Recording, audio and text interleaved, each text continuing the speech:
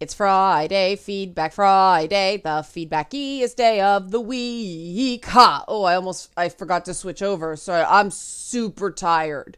But it is Feedback Friday, and a lot of agreement this week. So there's going to be a couple main points. One on the Tim Sweeney thing. I don't feel the need to do the Anthem BioWare, the Anthem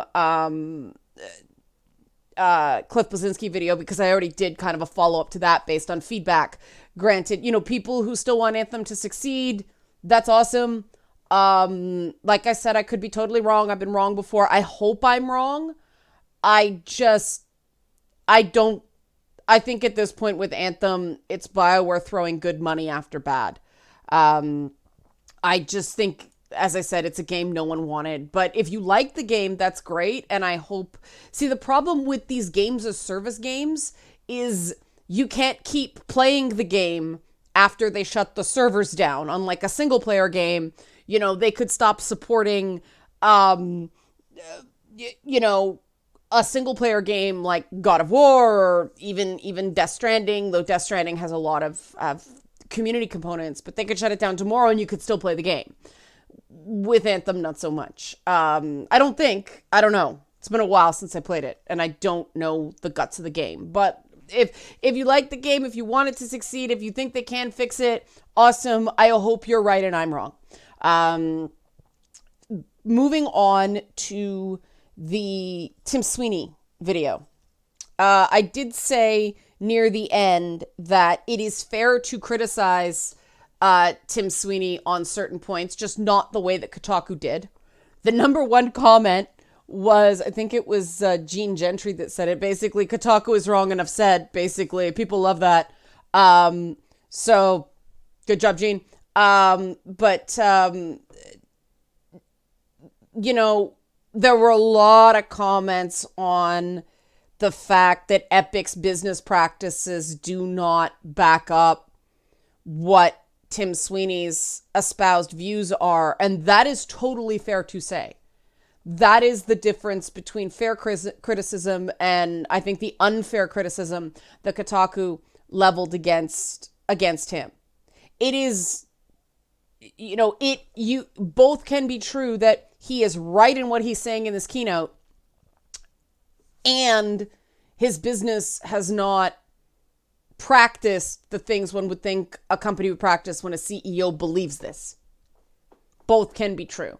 And I think it's very fair, and I really think the games press missed a really big opportunity here to do what media is supposed to do, which is hold the powerful to account and say, hey, wait a minute, your company's policies don't match the forward direction here, and ask him for clarification on that instead of the stupid angle they took, which he never actually said, which was games don't belong in politics. So huge missed opportunity.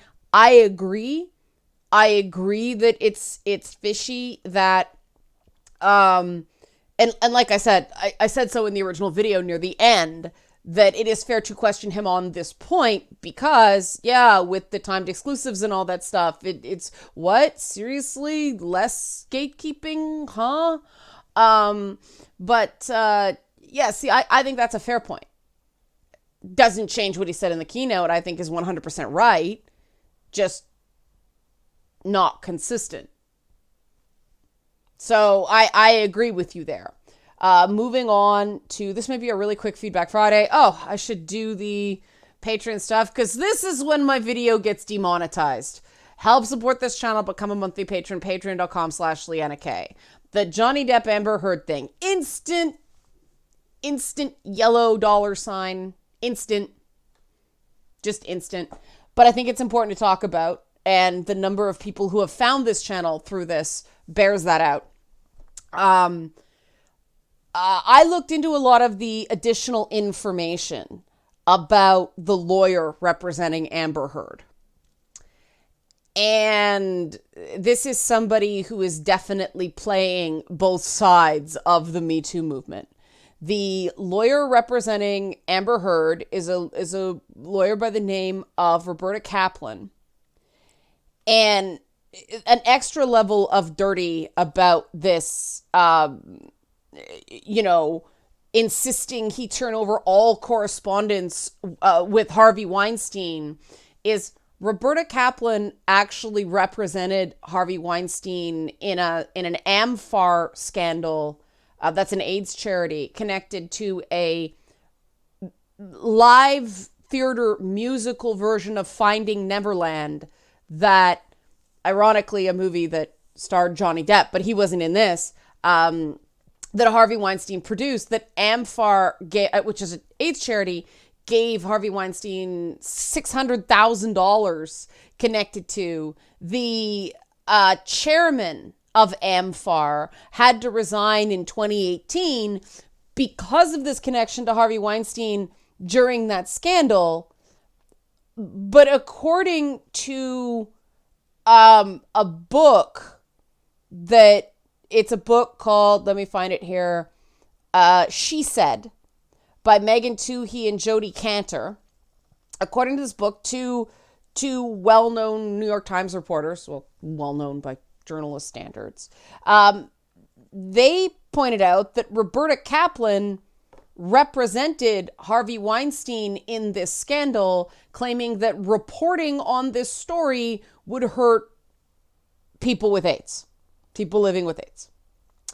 And she claims she was completely unaware of the sexual assault, abuse, and harassment allegations against Harvey Weinstein in 2015. Yet she, as a lawyer, is attempting to smear Johnny Depp based on things that happened in 2003, 2004. This tells me she knows this is wrong and she is just playing dirty. And this is the woman who is a co-founder of the Time's Up Legal Defense Fund that is supposed to protect people in Hollywood against abuse by the powerful. And this is where we got to talk about power, okay? I've been doing a lot of stuff on power lately, both on my FU Network podcasts and on this channel. Power is not a zero-sum game. Power is situational. Someone can have a lot of power in one arena and almost no power in another arena. For instance, somebody's a millionaire or a billionaire, as Bernie Sanders says. You end up in a failed state or a not great neighborhood in the US, and people don't know who you are, your money will not save you. You are not, if you end up going to jail, look at the whole Jeffrey Epstein thing, right? Had all this money and then it all came crashing down. So this idea that man equals powerful, woman equals powerless in every situation is just not true. And quite frankly, you guys know I identify as a feminist. I find that entire concept insulting because that doesn't gel with the idea that these power structures are constructs that are artificial.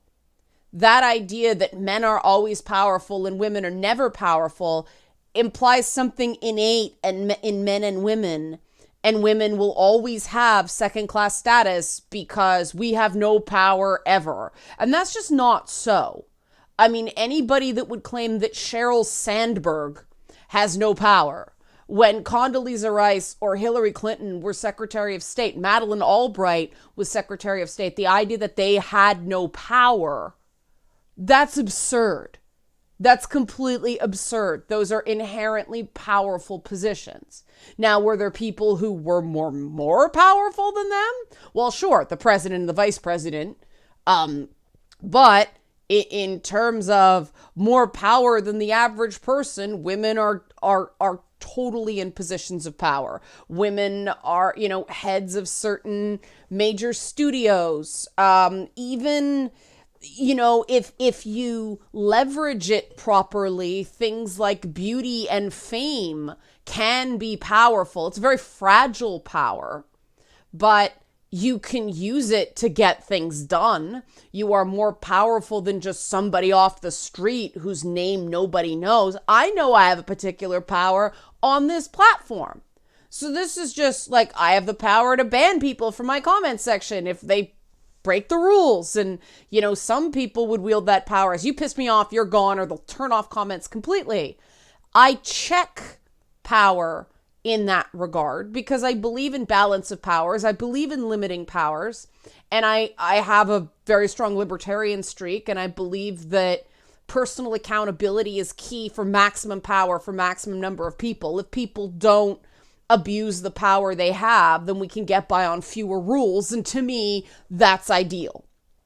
And so this idea that Amber Heard is just a poor defenseless victim and Johnny Depp is a big bad abuser by default, I'm sorry, that is offensive on its face.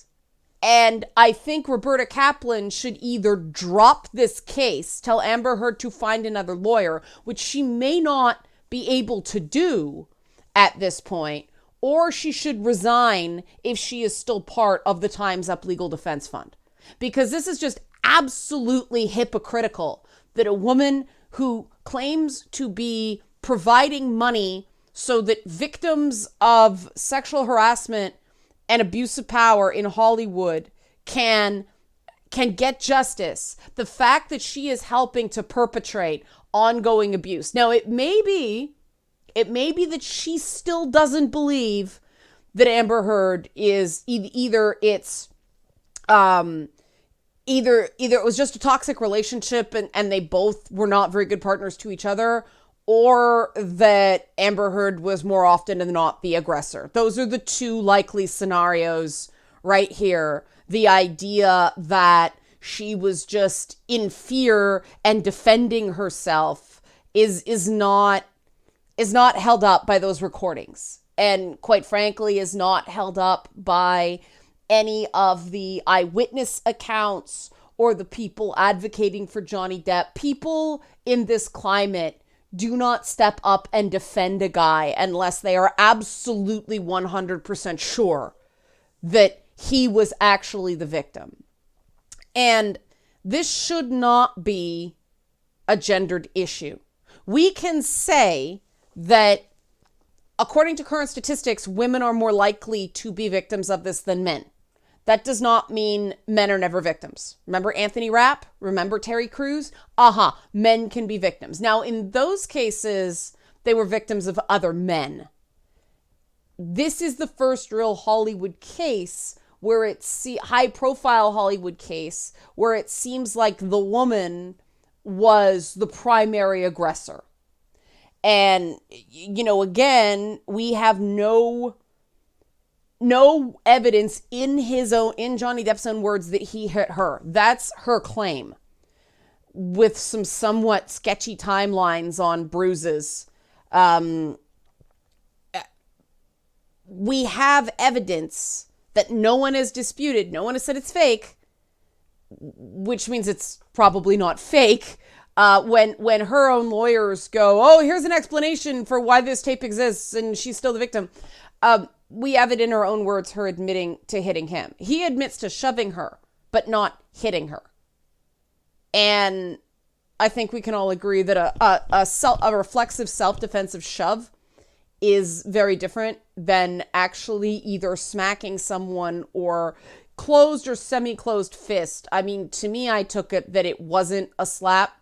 Her fist was closed to an extent when she hit him, and she threw paint cans at him, and she threw pots and pans at him. And this is not a one-time thing, right? This is not a one-time thing, and he was the one advocating walking away. So we now have a founder of the Time's Up movement, Time's Up Legal Defense Fund. So I shouldn't say Time's Up movement, Time's Up Legal Defense Fund. We now have someone in that position not only defending a likely abuser, but a direct connection to Harvey Weinstein that is more current than a connection that they are trying to use against a very likely victim of intimate partner violence and emotional abuse within a romantic relationship. This is messed up. Now, people defend scumbags all the time, okay? This came up with Marie Henein and in the Giangomeshi trial. Marie Henein has done a lot for women in the law, women lawyers, promoting women, protecting, doing pro bono work for sexual assault victims, and then she defended Giangomeshi. Now, she also ended up negotiating a settlement in his second trial that required him to admit fault, just that it didn't rise to the level of criminality after getting him off on the first trial. Now, people would like, how do you defend that scumbag and then claim you're a woman's advocate? And her argument as a criminal lawyer was every person has a right to a vigorous defense. And under criminal law, that is absolutely 100% true. I can square that. But this is a defamation case in Amber Heard and Johnny Depp's case. This is not a criminal charge. This is not anybody threatening to take away someone's freedom. This is defamation, and not criminal defamation. This is civil defamation. This is different. This is about stopping saying the story and money. It's not the same idea as you have the right to defend yourself when your freedom is at stake. So that doesn't wash the same way. I want to bring this up because I want to show the potential reasons why someone could be both the co-founder of the Time's Up Legal Defense Fund and defend a scumbag like Amber Heard and defend a scumbag like Harvey Weinstein, who she claims she had no idea that, she was unaware of those things. That's the part I don't really buy, because everybody knew Harvey Weinstein was a raging asshole. He was abusive to everybody. Like, abuse is abuse. The type of abuse is kind of more what an abuser thinks they can get away with at any given time.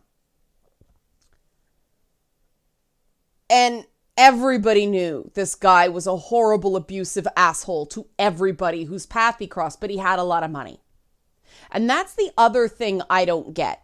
Amber Heard's defense to her parents about the reason that she claimed abuse at Johnny Depp's penthouse is because otherwise she'd be evicted. She wouldn't be allowed to stay there. I mean, she can't be evicted. She's not the official tenant, right? But she was going to get kicked out. She wouldn't be allowed to stay there anymore. And I guess that's the way condos work, because I don't know how somebody who's a private, like, that is his space. He owns the apartment. How can the condo decide who comes and goes? But she claims she would have nowhere to go. So if she can't rent a hotel room for a week while she gets an apartment, how does she afford expensive legal fees? She doesn't have the ongoing wealth that Johnny Depp has. She doesn't.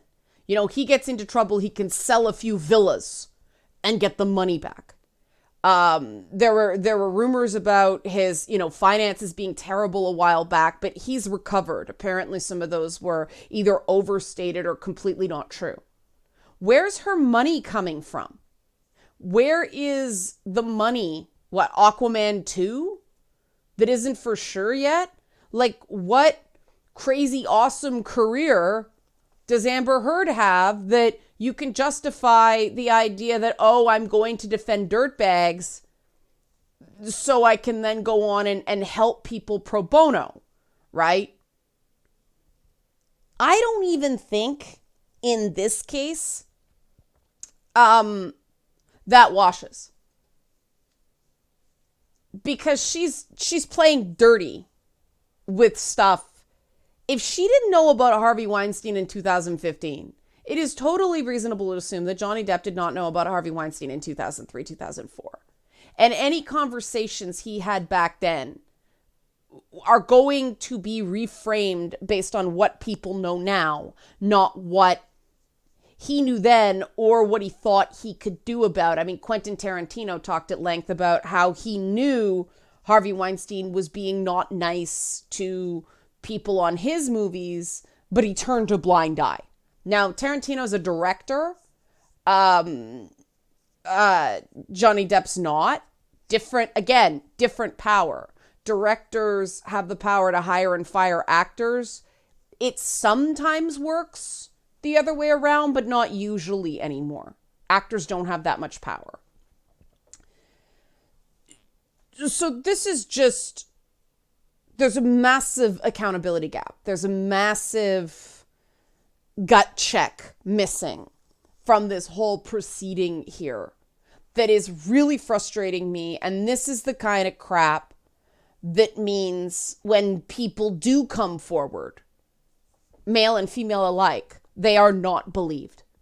Because this high profile shenanigans and shadiness goes on in full view, completely just shameless and ongoing. And so people understandably go, I have to trust but verify here. I can't go to listen and believe. And I think that's a perfectly rational position for somebody to take in the current climate. The problem here is that the hurt is real. The manipulation is real. The psychological damage of having the whole world believe you are something you are not is something that you can't understand unless you've been through it. I've been through it on a much more minor scale through various things. It's the sense of unfairness just eats you alive. On top of, the emotional abuse and the physical assaults that he suffered during the relationship. He can't tell his story because he's been silenced because she made a false accusation first. And I think the gut check level unfairness is eating at a lot of people, me included. And the question is, what do we do about it? And I can only think about what I had to do about it, even though it was hard. When I had issues with someone, one of the many, many times someone has tried to use the internet and social connections and a sob story to ruin my reputation unfairly. Emphasis on unfairly. If I'd actually done the things this person claimed, different story, but I didn't. If I'd actually done these things, okay, I had it coming, I deserved it, but I didn't.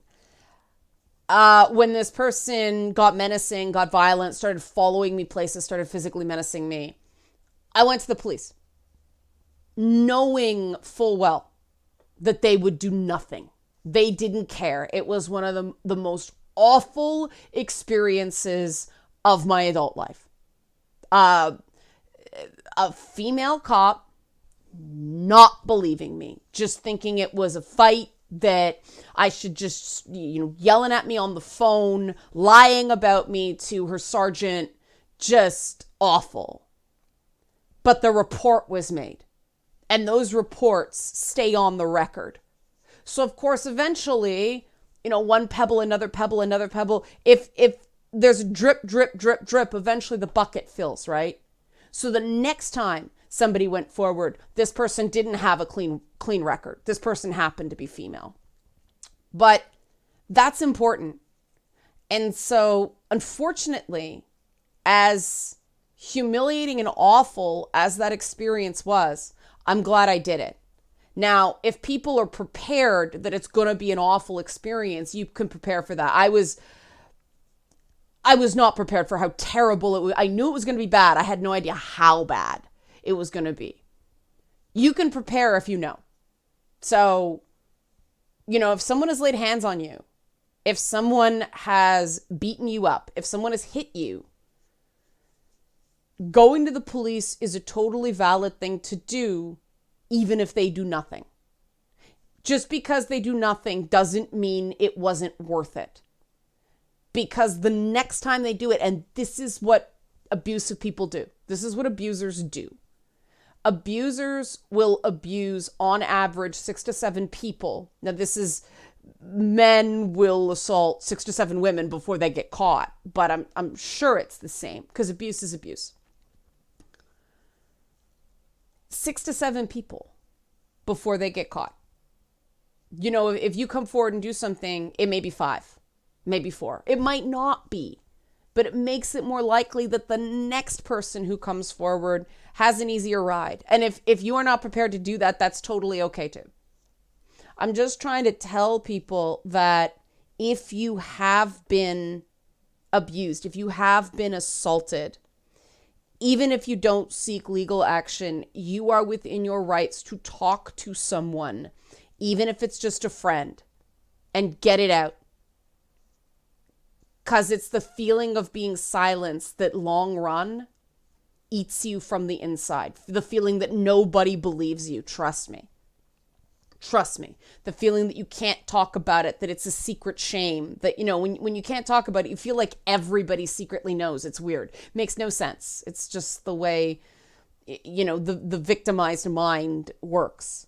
Because the self-blame cycle starts and all that stuff. So I know there are a lot of people coming at this from very personal places. And talking does help. The only reason the tables turned in this case is Johnny Depp finally hit her with the defamation suit and the truth started coming out. Or at least the more complete truth, right? Very different perspective now.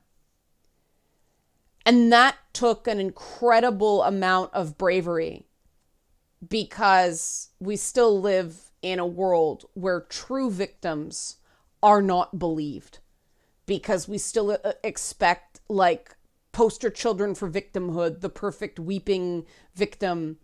And, just I'm not applying gender here. Because abusers use relative power against you, no one's a perfect victim. You're warped. Your reputation, your perspective is warped by the abuser as part of the abuse. And I am not okay with just the stuff continuing, right? It bothers me on a really deep level. So hopefully this content is helping. It gets demonetized all the time. Kind of a somber place to end for the weekend. So if this was too depressing for you, go and watch some of my Hollow Knight videos. They're ridiculous, from Twitch. And welcome to the new people on Twitch. We've been getting an influx. I've been getting an influx of new Twitch watchers. So that's been really cool. If you like this sort of content, again, I don't make any money and it helps support this channel. Become a monthly patron. Patreon.com/LeannaK.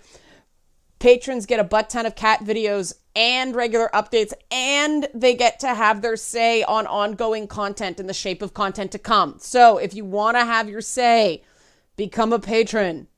Patreon.com/LeannaK. Thanks for watching and have a great weekend.